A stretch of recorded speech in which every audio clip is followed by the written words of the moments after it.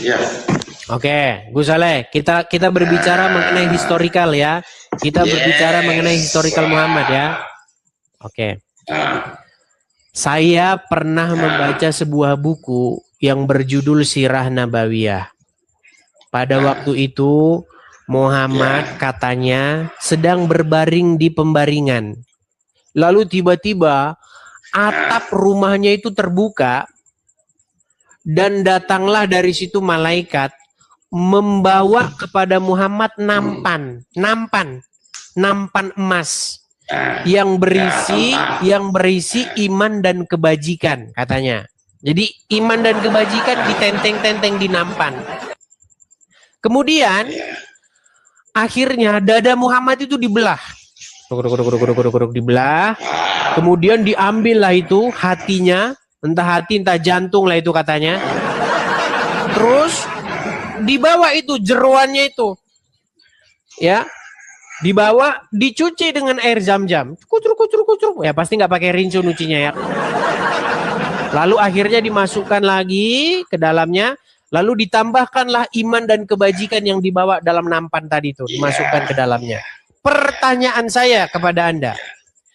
Apakah itu peristiwa historikal atau dongeng-dongeng isapan jempol? Silakan. Yang disebut emas sampai sekarang masih ada emas kan? Ada. Ya, teman-teman siapin paramep bodrek sama saya ya. Silakan. Diibaratkan di napan tadi, kenapa emas? Karena kan yang paling bernilai kan emas. Kan gitu. Yang ditanya apakah itu peristiwa, apakah itu historical?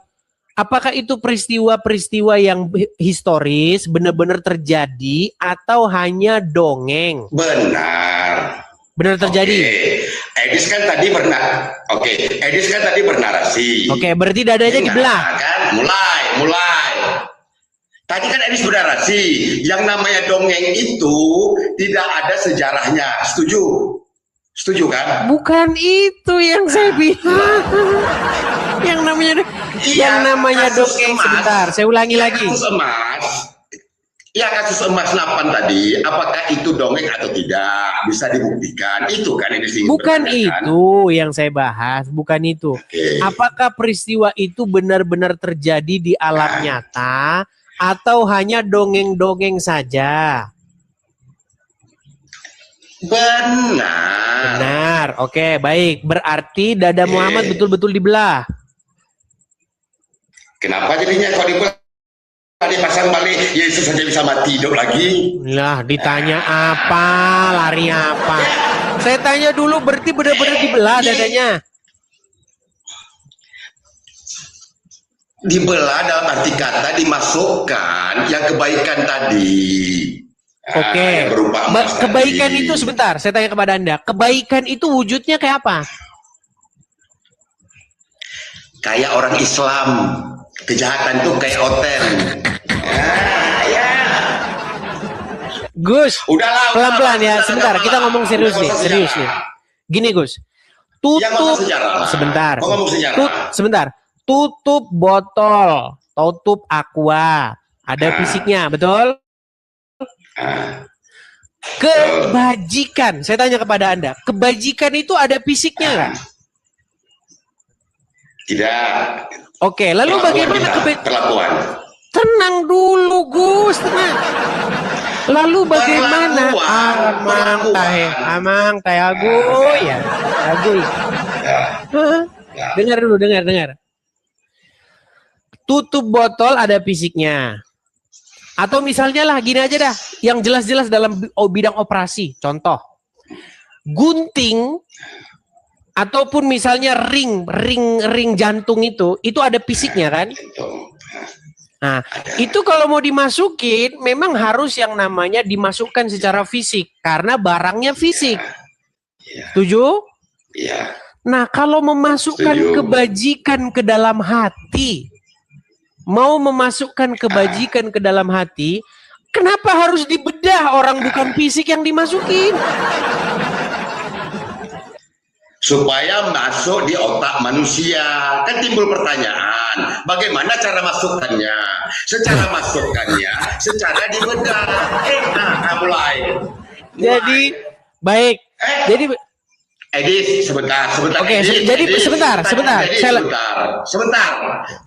Edis beranalogi pasang ring. Tadi kan Edis beranalogi pasang ring. Berarti harus dicolok jarum. Masukkan secara Berarti ada fisik. pembedahan.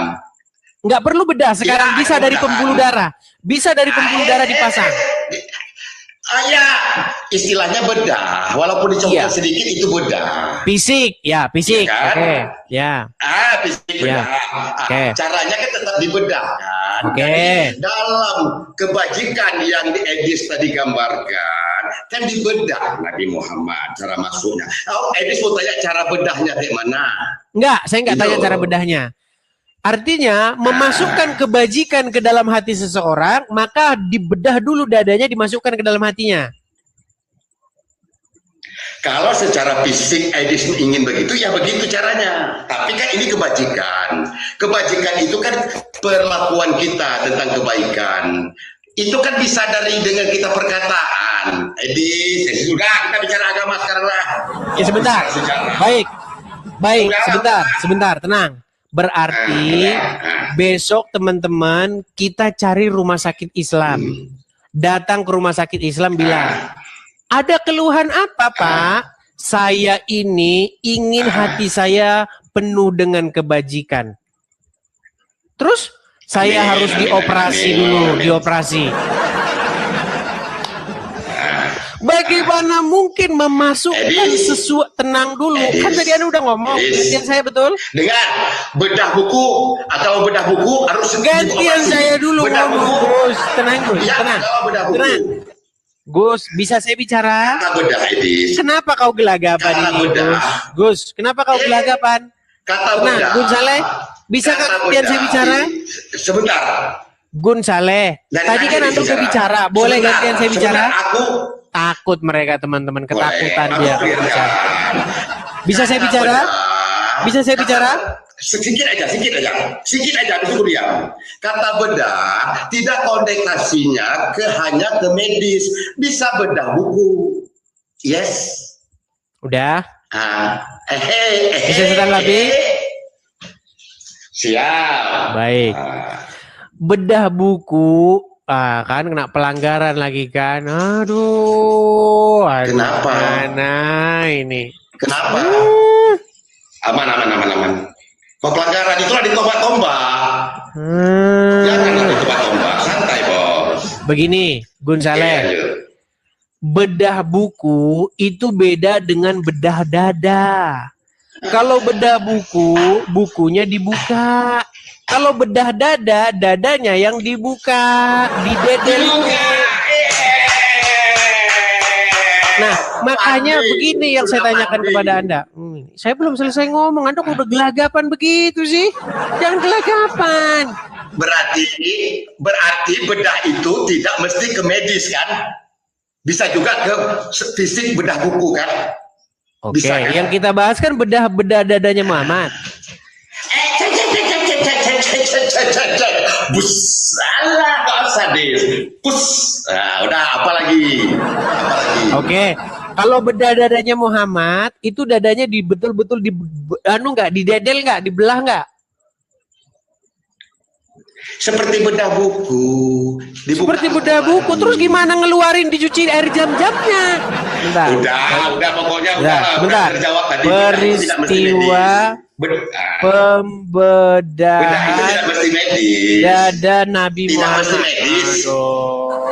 Bukan pasti ini betul-betul dibedah loh, didedel dadanya loh.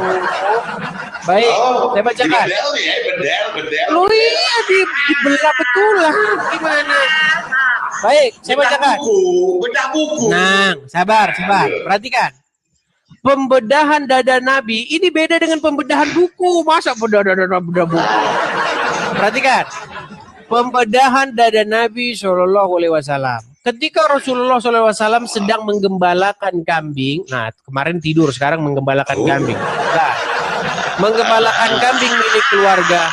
Tenang, Halimah binti Abu Zuaib dan seterusnya. Tiba-tiba Rasulullah SAW didatangi dua malaikat. Lalu keduanya membelah dada Nabi Shallallahu Alaihi Wasallam, mengeluarkan bagian yang kotor dari hatinya. Ya. Peristiwa ini Ya. telah dijelaskan oleh Anas bin Malik dalam kitab hadis Sahih yang diriwayatkan oleh Imam Muslim. Perhatikan. Ketika aku sedang berada di belakang rumah bersama saudaraku menggembalakan anak kambing, tiba-tiba aku didatangi 2 orang laki-laki. Mereka mengenakan baju putih dengan membawa baskom yang terbuat dari emas penuh dengan es. Kedua orang itu menangkapku, lalu membedah perutku. Keduanya mengeluarkan hatiku dan membedahnya. Lalu mereka mengeluarkan gumpalan hitam. Berarti betul-betul dibelah, betul? Edis, yang orang operasi tumor kan dibuang yang gumpalan hitam kan, habis itu ditaruh lagi hidup lagi kan. Berarti dibelah betulan, setuju? Iya. Oke. Iya. Oke, baik. Lalu mereka mengeluarkan gumpalan hitam darinya dan membuangnya. Kemudian keduanya membersihkannya dan menyucikan aku dengan air sampai bersih. Betul? Nah, berarti operasi betulan, setuju? Setuju. Nah, iya. Sudah. Jadi jangan Anda bilang bedah buku. Gimana? Baik. Bentar, saya teruskan dulu. Saya teruskan. Berarti menurut Anda, kalau ada orang punya penyakit iri hati, dengki, berarti ke rumah sakit Islam supaya dioperasi, supaya iri dan dengkinya itu dikeluarkan dari hatinya. Setuju? Setuju? Sekarang ada sistem laser, pakai laser bisa. Sekarang pakai laser. Oke, baik, pakai laser. Bentar, pakai laser sebentar. Nah, berarti pakai laser, Pak. Tolong Pak, di laser dulu ini Pak. Penyakit iri hati ini di laser dulu. Betul? Betul. Ada batu karang. Ya, hati saya kotor. Oke, berarti penyakit hati itu ada bentuk fisiknya di situ, ada anunya, ada wujudnya. Kayak bersihkan tato, gitu. Kayak teman-teman, ya, kirim kalian bodrek itu teman-teman, bodrek. Gantian lah. Oke, sekarang terakhir. Lalu pada waktu Muhammad dilahirkan itu, pemerintahan siapa di situ? Siapa raja wilayah di tempat itu? Nanti aku cari. Kalau itu yang ditanya aku cari nanti. Itu bukan Al-Quran. Ya sudah, intinya berarti Muhammad tidak jelas dilahirkan pada masa pemerintahan siapa. Setuju? Ya udah gantian. Iya, maka kita simpulkan tidak lain tidak bukan hanyalah dongeng-dongeng saja. Ya gantian. Terima kasih, Bung Saleh. Jangan salah ya. Saya pernah dengar. Ini yang ngomong nih seorang musisi besar nih, ya, Ahmad Dhani. Ya, saya bahas Ahmad Dhani lagi. Jadi pernah saya menonton video Ahmad Dhani, dia bilang begini. Pada satu waktu datanglah orang Yahudi untuk membuktikan peristiwa Isra Mi'raj. Ya kan? Nonton sendiri videonya, ada itu, videonya masih ada. Cari aja video Ahmad Dhani itu. Nah, Ahmad Dhani, bayangkan sekali Ahmad Dhani loh. Kalau udah ngomong agama, ya seperti biasa mendadak pikun. Jadi tiba-tiba kan banyak orang nggak percaya nih tentang Isra Mi'rajnya Muhammad. Lalu orang tersebut berkata begini, coba angkat kakimu satu. Angkat, berdiri satu kaki. Coba yang satunya angkat lagi, jatuh dia. Tertawa dia. Lalu sahabat Muhammad, katanya sahabat Muhammad mencabut pedang, srash. Ketika mencabut pedang, ditebaslah katanya itu jadi 2 bagian. Wow. Ahmad Dhani yang cerita ini, ada videonya. Nanti teman-teman bisa edit omongan saya ini dan tempelin dengan videonya Ahmad Dhani. Pertanyaan saya, apakah Muhammad, para sahabatnya dan orang tersebut hidup di hutan? Enak aja lu main tebas-tebas, emang di hutan. Saya heran, ketika saya mempelajari sosok Muhammad yang digambarkan oleh orang-orang Islam ini, teman-teman. Seperti mereka ini hidup di sebuah tempat yang nggak ada aparatur negara, nggak ada polisi, nggak ada gubernur. Sehingga ketika orang main tebas-tebasan seperti menebas ayam. Heran loh. Mana ada orang main tebas-tebasan terus yang nebas gelenggang-lenggong saja pulang ke rumah. Apakah mereka itu hidup di hutan? Masa iya ada sebuah kelompok masyarakat nggak ada sistem pemerintahan? Makanya teman-teman mendengar cerita itu saya teringat dengan buku yang ditulis oleh Robert Spencer. Apakah Muhammad itu sungguh benar-benar ada? Tapi ingat teman-teman, buku itu tidak menyangkal Muhammad itu tokoh historis. Dia tidak menyangkal.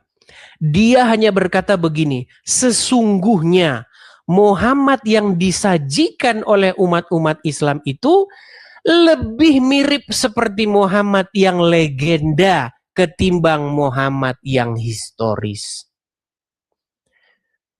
Jadi sebenarnya teman-teman, marilah kita mencari apa yang sungguh benar-benar dikerjakan, dikatakan oleh Muhammad. Itu yang benar-benar kita cari.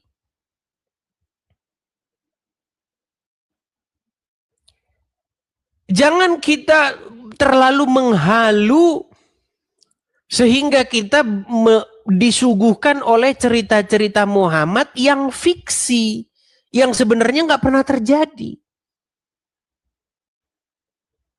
Gitu loh. Makanya kita harus mencari benar-benar figur Muhammad yang historis. Begitu teman-teman ya.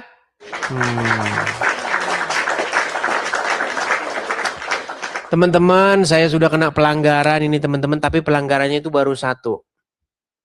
Hanya dibatasi wilayah nih teman-teman. Aduh. Gimana teman-teman? Kita lanjut lagi besok. Karena sudah kena pembatasan ini, makanya teman-teman tap-tap layarnya kurang kenceng ini. Oke, coba kita kasih naik satu lagi ya. Sebentar. Nur Josita. Nur Josita. Nur Josita ini belum bisa menyalakan kamera. Saya turunkan dulu ya. Rehat aja dulu ya. Oke lah, rehat dulu. Ya teman-teman, sekali lagi di akhir acara teman-teman, sekali lagi saya umumkan kepada teman-teman support dan dukung acara saya ini teman-teman ya. Baik dukung secara tap-tap layar, ikuti, dukung juga dengan cara memberikan gift, dan dukung juga secara finansial. Jadi kalau teman-teman ada berkat berlebih, teman-teman bisa support saya juga secara finansial. Bagi teman-teman yang nonton di YouTube, tuh ada tulisan berjalan di bawah. Pastikan teman-teman nontonnya di akun Edis TV yang asli ya. Karena ada banyak orang-orang yang mengambil video saya ini, kemudian seolah-olah mereka berbuat bahwa itulah support untuk saya. Padahal itu support untuk mereka yang punya channel YouTube itu. Seperti itu. Pastikan teman-teman nontonnya di YouTube saya yang asli.